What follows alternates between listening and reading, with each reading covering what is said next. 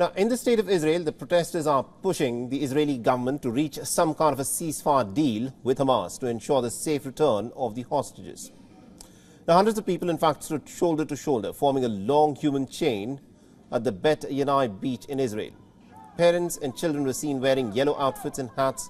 They held up yellow flags and balloons and placards demanding for the release of hostages so that the Israeli government can bring back those hostages safely. Meanwhile, people within Israel are growing extremely impatient with the Israeli government. On Thursday night, thousands of people marched in Tel Aviv, drawing attention that the hostages at this moment are starving in the Gaza Strip.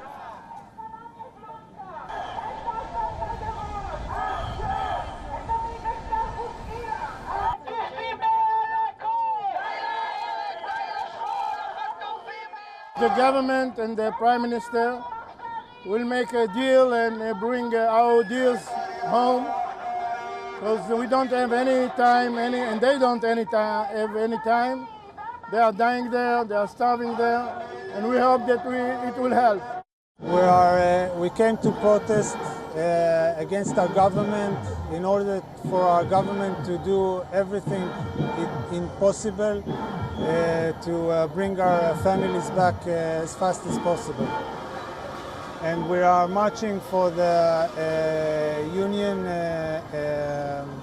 building to urge the head of the union to do whatever he can to help us push our government to make a deal as fast as possible.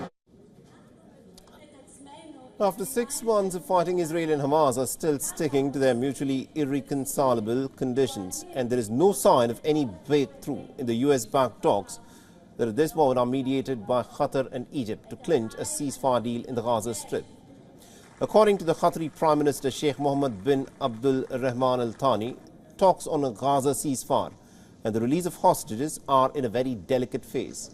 He's also condemned what he's described as a policy of collective punishment that's been inflicted on the Palestinians. Good morning. The American Secretary of State Anthony Blinken has blamed Hamas for rejecting Israel's ceasefire proposal and a hostage deal, but it needs to be pointed out as to what is being offered to Hamas is not a ceasefire in the general sense a ceasefire is understood.